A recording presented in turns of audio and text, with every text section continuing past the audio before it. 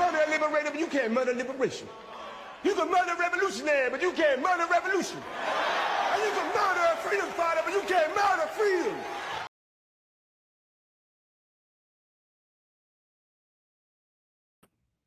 Hello, everyone, and welcome to the Art of Political Discourse. Let's get right to it. Hillary Clinton was deposed today by the United States House of Representatives, who are investigating the crimes of deceased sex offender Jeffrey Epstein. In the past, Hillary held out against testifying before the House of Representatives because she thought that the hearings were politically motivated. And in that respect, she may have been right. One thing is for sure, just one second. One thing is for sure, that doesn't matter to the Republican side of it. They are hell bent on deflecting attention from sitting President Donald Trump. Now, what changed her mind recently is yet to be disclosed. However, there is some assumption built around that, and it was the charge that she would be held in contempt. Not just Hillary, but Bill also would be held in contempt if they didn't come and be deposed by the U.S. House of Representatives, but mainly by the Republican side of that house. In her defense, she claims to not remember ever meeting or speaking with Jeffrey Epstein. Bill Clinton, however, is another story. Did he know Epstein? Of course he did. He admits that, but denies any wrongdoing or knowledge of what Jeffrey Epstein and others were involved in. Some of us would find that hard to believe, but Bill's claim is that he cut communication with Jeffrey Epstein long ago and regrets ever knowing him. Bill Clinton is scheduled also to testify tomorrow, Friday, on the 27th of February, in front of the House of Representatives. Now, though Hillary denies ever knowing or meeting Jeffrey Epstein, she does admit that she knew and met Epstein's assistant, GHISLAINE Maxwell, on occasion. And GHISLAINE Maxwell was in attendance at Chelsea Clinton's wedding in New York in 2010. The Clintons contend that their being summoned to be deposed is a Republican tactic to deflect the public's attention from President Trump's involvement, not only with Jeffrey Epstein, but also his involvement with the whole scandal of sex crimes against minors. Now, this allegation goes back to the 1980s.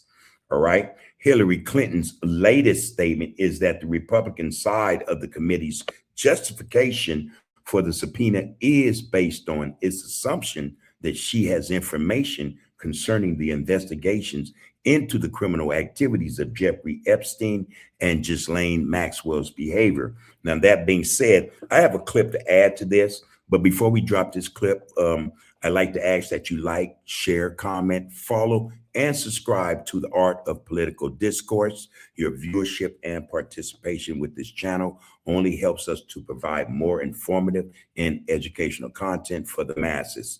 Now, without further ado, let's drop this clip and comment as we go along. And this clip is courtesy of CBS News. Today is former Secretary of State Hillary Clinton's turn to answer questions about convicted sex offender Jeffrey Epstein. House oversight lawmakers will depose her later this morning. Former President Bill Clinton is up tomorrow. Now, with depositions, these depositions, we should note, will be filmed and transcribed. But keep in mind, the Clintons have not been accused of any specific wrongdoing. CBS News legal reporter Katrina Kaufman is following all of this for us and joins us now on set to predict what we might see today. Katrina, good morning. Great to see you. We know Bill Clinton was once friendly with Jeffrey Epstein. So why is the former Secretary of State Hillary Clinton being deposed? Bill Clinton was once friendly. I think that's an understatement. Bill Clinton more than likely partied unofficially in some capacity with Jeffrey Epstein and that whole group of party goers to Jeffrey Epstein's islands, homes or whatever. So yeah, he was more than a friend. I think he was very, very close. And then consider Bill Clinton's behavior in the White House, the Monica Lewinsky incident that took place while he was sitting president. So I think that That says a lot. That in and of itself speak volumes. However, it's loud enough to reach over, to land over on this side of what's going on in terms of the Epstein files. So don't be surprised if something comes out on Bill rather than Hillary today. Errol, I think that is the question, because there is no evidence that Hillary Clinton had ties to Jeffrey Epstein. She only appears in the files, apparently in articles that were sent, mostly related to her presidential campaign. Let's take a listen to what a couple of lawmakers had to say. I personally do not plan to attend Hillary Clinton's deposition. There is no evidence that I've seen in the files that she is associated with any kind of wrongdoing around the Epstein case. But certainly we've seen materials in the Epstein files that essentially show that Bill Clinton was still maintaining a friendship. Of course, again, Bill Clinton, we can suspect that Bill Clinton's name will be more pronounced in these files as they are opened. You know, I think the Republican Party, the Republicans who actually hold the files have something that they're just waiting to drop. They're waiting, I think, to get Bill Clinton's deposition to see how he answers the questions posed to him, especially by the Republican side of the House. Again, Bill Clinton, it would be no surprise if his name is just littered all through those files. Again, though, that remains to be seen. Or at least a business association with Jeffrey Epstein. So we have some hard questions for the former president. I'm not expecting a whole lot. There's a reason neither one of them are in prison. They are incredibly intelligent. I think they're guilty of sin of a lot of things, but I don't think anybody thinks we're going to get anything. Now, Representative James Comer has raised the issue that a nephew of Ghislaine Maxwell's worked on Hillary Clinton's presidential campaign in 2008. But what Clinton says through her lawyers is that she didn't know this was a relation of Maxwell's. And what this seems like, Errol, is yet another time in history where Hillary Clinton is being asked to answer for her husband, former President Bill Clinton, for whom there are some real questions for. And let's also talk about this, because the top House Democrat on that chamber's oversight committee claims that the DOJ is withholding summaries of interviews with a person he says is an Epstein survivor who came forward after Epstein's arrest in 2019, making this uncorroborated allegation that she had been sexually assaulted by both Donald Trump and Epstein in the 1980s when this woman was a minor. Let's just play sound of that. Wow. There is a manifest document that lists all the documents that should be there. The documents related to her testimony with the FBI are not there. And so our question to the FBI and the DOJ is, why aren't the documents there? Why have they been removed? And Congress, under the Transparency Act and the subpoena, have a right to see them. And we should note Mr. Trump has consistently denied any wrongdoing. He says the files exonerate him. But on this topic of the Epstein files, Katrina, tell us more about. And Donald Trump will say that. He'll say something. He always comes up with some of the flimsiest excuses or rationale. About what's happening.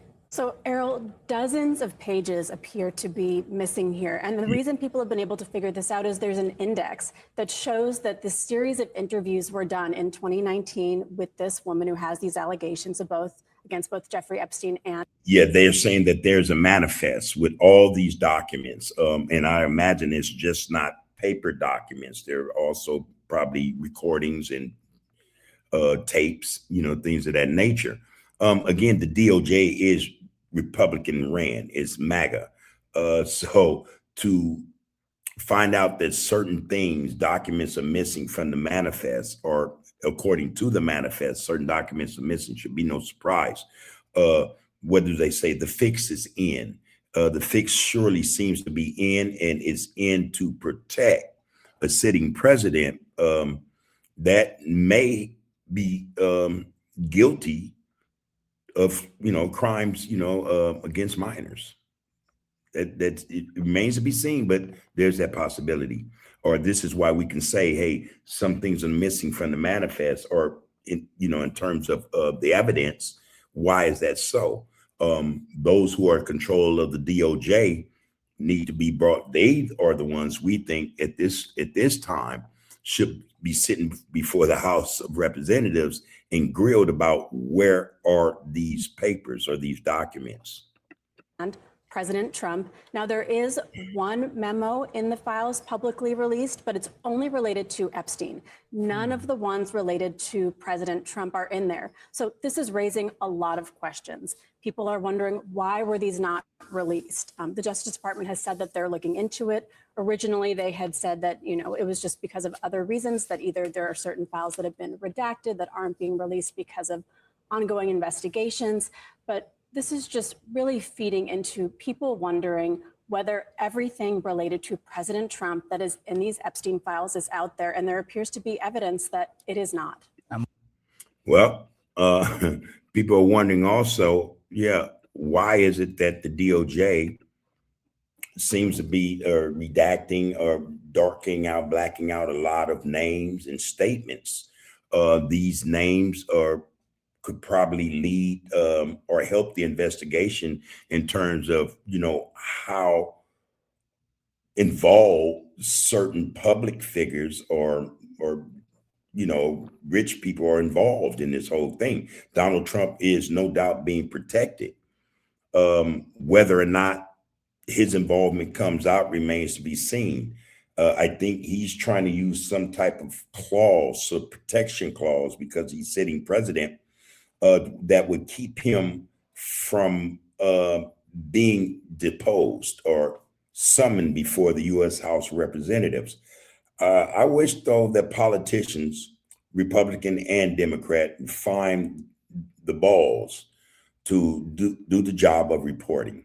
I mean, go do the job of, taking care of the people and making sure that the people have the right representation, especially in the White House.